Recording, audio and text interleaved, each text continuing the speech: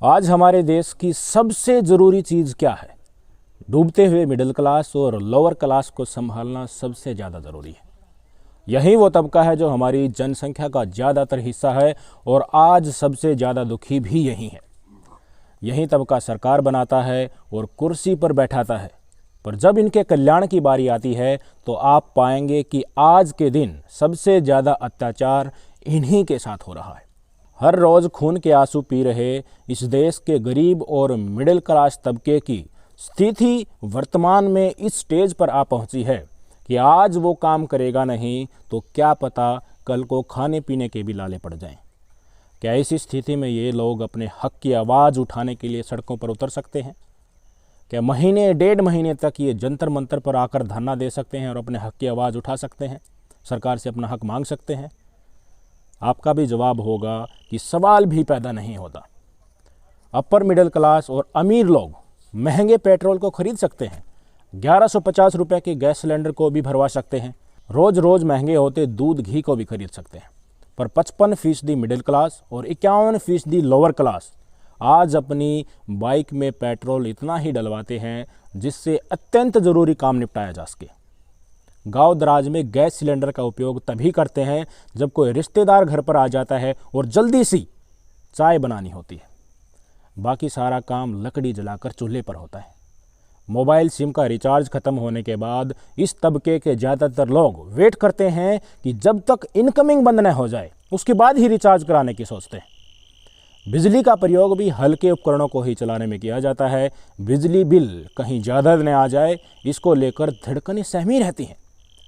रसोई का राशन भी हर महीने कटौती के बाद आता है। महीने में बच्चों की फीस भी देनी है, उनकी ड्रेस और किताबें भी खरीदनी है, साथ साथ इतनी सेविंग भी करनी है कि आगे चलकर बच्चों की शादी की जा सके। और मुख्य बात जिसके ऊपर ध्यान देनी है इस क्लास को, वो ये कि खुद मजदूरी करके अपने बच्चों को अच्छी शिक्षा देकर कामयाब करना है। इस 86% जनसंख्या का इकलौता मकसद यही है कि हम किसी तरह कितना भी दुखी हो जाए पर बच्चे सक्सेस हो जाएं। इनको पता है कि अगर अच्छी शिक्षा ग्रहण करके इनके बच्चे नौकरी पा लेते हैं या कोई खुद का छोटा सा व्यवसाय चला पाते हैं तो गुजारा आसान हो जाएगा और इसी जद्दोजहद में उसके पास एक दिन का भी समय नहीं है कि खुद सड़क पर उतरकर अपने हक की लड़ाई लड़े। ये पूरी तरह से सरकार की कृपा पर निर्भर है। अगर सरकार भी अपने से इनकी तरफ ध्यान नहीं देती है तो आस लगाई जाती है इस देश के विपक्ष से और मीडिया से। तो आज ये जानना बहुत ज़रूरी हो जाता है कि इस देश का 55% मिडिल क्लास और 31% लोअर क्लास किस दिशा में और किसके भरोसे चल रहा है। सरकार की तरफ से चल रही मदद का जिक्र करें तो इस तबके में छोटे किसानों को मिल रहा साल भर में 6000 रुपये का किसान सम्मान निधि आता है। 60 वर्ष से ऊपर माँ बाप या दादा दादी घर में हैं तो बुढ़ापा पेंशन, 5 किलो महीने में फ्री अनाज, 5 लाख रुपए तक का आयुष्मान कार्ड, फ्री सरकारी स्कूलों में शिक्षा, कोई व्यवसाय करना हो तो ग्रुप लोन मिल जाता है, MSME लोन मिल जाता है, और फिर आखिर में आता है मनरेगा। ये तमाम स्कीम कहने को तो इस पूरे तबके के लिए एक्टिव है पर धरातल पर स्थितियाँ बहुत बुरी हैं। एक बार किसान सम्मान निधि आज अगर मिल गया तो अगले 2 साल तक मिले या ना मिले इसकी कोई गारंटी नहीं है। हर किसान को भी मिले इसका भी कोई पुख्ता प्रबंध नहीं है। बुढ़ापा पेंशन किसी राज्य में तो 2500 रुपये महीना तक है, राज्य सरकारें इसको देती है, पर कहीं तो इंदिरा गांधी ओल्ड पेंशन ही चल रही है जो पिछले 25 से 30 सालों तक सिर्फ 200 रुपये पर महीना पर अटकी हुई है। उसी से संतोष करना पड़ता है। 5 केजी फ्री अनाज जो सरकार से लेने की स्थिति में है वो भला आप बताइए कि 1150 रुपये के सिलेंडर पर उस अनाज को वो कैसे पकाएंगे। 5 लाख का जो आयुष्मान कार्ड है निश्चित रूप से वो एक सराहनीय कदम है। इसके लाभार्थियों की संख्या जितनी सरकार अभी गिनवा रही है उतने कार्ड अभी बने नहीं है, काम करने की आवश्यकता है। सरकारी स्कूलों में शिक्षा तो फ्री है पर आज के दिन ये तय है कि अगर किसी मजदूर का बच्चा या इस क्लास से जो बिलोंग करता है वो बच्चा इन स्कूलों में पढ़ेगा तो निश्चित रूप से वो भी मजदूर ही बनेगा। पढ़ाई ना के बराबर है। कई किलोमीटर में सिर्फ एक इंग्लिश मीडियम और साइंस मीडियम स्कूल है जो सरकारी स्कूल है। लिहाजा गरीब और मिडिल क्लास वर्ग को अपने पास जो प्राइवेट स्कूल है मजबूरन उसको ऑप्ट करना पड़ता है। महिलाओं और पुरुषों के समूह को कोई व्यवसाय करने के लिए लोन जो मिलता है उसका निजी कार्यों में उपयोग होता है। कोई आत्मनिर्भर बनने की दिशा में इतने कम व्यवसाय में, इतने कम अमाउंट में लोन लेकर व्यवसाय संभव नहीं है। रही बात एमएसएमई की, तो डीमोनेटाइजेशन और जीएसटी के बाद ये उद्योग धंधे बर्बाद हो चुके हैं। इनमें मुनाफे की कोई गुंजाइश नहीं है। जिन उद्योग धंधों में मुनाफा है उसके ऊपर पूरी तरह से चंद उद्योगपतियों का ही कब्जा हो चुका है। आपको याद होगा कि मशीनी युग आते ही जिस तरह से भारत के छोटे उद्योग धंधे सब खत्म हो गए थे, ठीक उसी तरह सत्ता के करीबी उद्योगपतियों के आने से सारे एमएसएमई छोटे उद्योग धंधे सब बर्बाद हो चुके हैं। मनरेगा का जिक्र करें तो इस साल के बजट एलोकेशन के बाद काम इतना सिमट गया है कि जो 100 दिन के काम से जो सिलसिला शुरू हुआ था वो अब साल में 30 से 40 दिन ही काम देने की स्थिति में है। जिन राज्यों में विपक्ष की सरकार है उनके तो मनरेगा के पैसे भी केंद्र सरकार होल्ड कर लेती है, देती नहीं है। जिस राज्य में चुनाव होने वाले होते हैं वहाँ किसान सम्मान निधि और दूसरी सरकारी स्कीमों के बेनिफिट वोटर्स को लुभाने के लिए पर्याप्त मात्रा में दे दिए जाते हैं, पर बाकी राज्यों में उसी समय ऐसा एक भी पैसा नहीं दिया जाता है। ऐसी बहुत सारी अनियमितताएं हैं जो मोदी सरकार आने के बाद आज एक विकराल रूप ले चुकी है। आज हम कहने को तो दुनिया की सबसे बड़ी अर्थव्यवस्था है, प्रति व्यक्ति आय 2014 के मुकाबले में आज दोगुनी हो चुकी है, पर क्या इस देश के 55% मिडिल क्लास और 31% लोअर क्लास का आर्थिक विकास दुनिया में सबसे तेज है? क्या इस तबके की आय 2014 की तुलना में दुगनी हो चुकी है?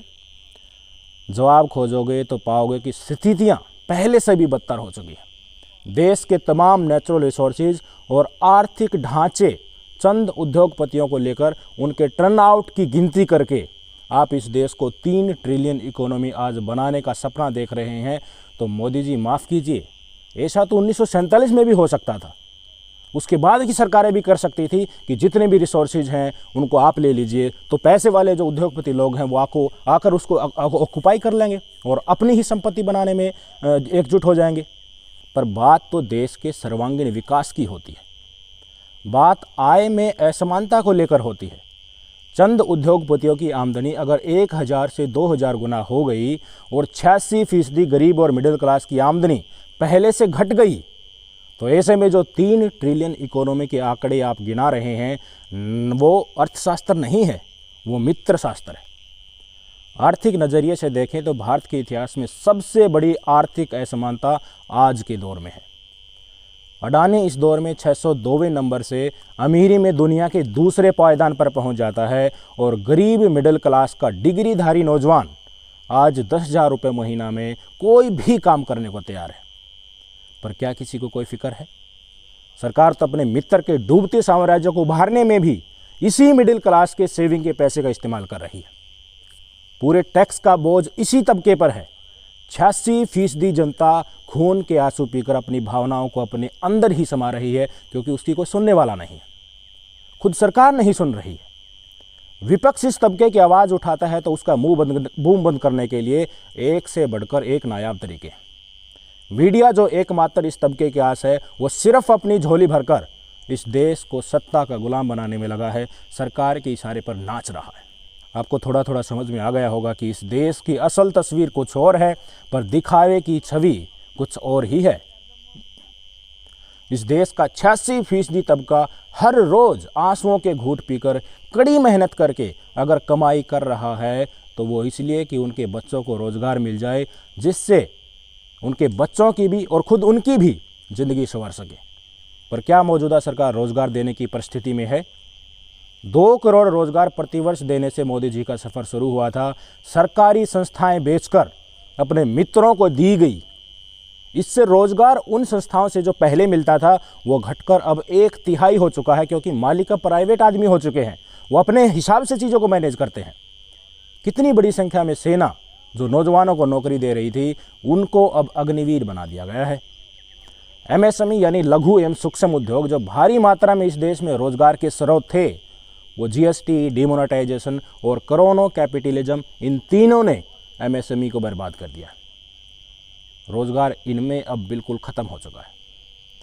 जिन सरकारी विभागों में पद खाली पड़े हैं ऑलरेडी, उनको भी भरने के लिए सरकार के कान पर जूं तक नहीं रेंगती। कोई भी सरकारी विभाग नया नहीं बन रहा है जिसमें लोगों को रोजगार दिया जा सके। इस देश में आज रोजगार सृजन इसलिए नहीं हो पा रहा क्योंकि पूंजीपतियों ने देश के संसाधनों पर कब्जा कर लिया है और जितनी मैन पावर उनके पास है ऑलरेडी उसका एक्सटेंसिव यूज करके उन्हीं से काम चला रहे हैं, नए लोगों को भर्ती नहीं कर रहे हैं। एक एयरपोर्ट आज किसी एमएसएमई के पास है तो ईडी सीबीआई की रेड मरवाकर उसको अपने पूंजीपति मित्रों को दिया जा रहा है। तो इस क्रम में रोजगार घट रहा है, बढ़ नहीं रहा है। जिस गुजरात मॉडल की तर्ज पर विकास करके रोजगार पैदा करने के मुंगेरी लाल के जो सपने मोदी साहब ने दिखाए थे वो सिर्फ एक छलावा था। 2014 में पीएम बनने के बाद जनता ने मोदी साहब की तरफ एक आस भरी नज़रों से देखा था कि अब तो अच्छे दिन आ ही जाएंगे, पर धीरे धीरे जब सारे वादे जुमलों में तब्दील हो गए तो मिडिल क्लास और लोअर क्लास को समझ आ गया कि बात बनने वाली नहीं है। जहां भी जैसा भी काम मिलता है जुट जाइए, नहीं तो 2 रोज़ की रोटी के भी लाले पड़ जाएंगे। तब से लेकर आज तक रोज़गार और आमदनी इस तबके की दोनों चीज़ें सिकुड़ती जा रही हैं। एक तरफ जहां आय की असमानताएं लगातार बढ़ती जा रही हैं, वहीं दूसरी तरफ बड़े उद्योगपतियों का लाखों करोड़ों रुपया रिटर्न ऑफ करके बट्टे खाते में सरकार डाल रही है। अमीर लोग लोन लेते हैं, कंपनी को दिवाला घोषित कर देते हैं और सरकार उस लोन को एनपीए कर देती है, माफ़ कर देती है और फिर से नई कंपनी बनाकर नया लोन पाने के लिए ये ही उद्योगपति फिर से खड़े हो जाते हैं।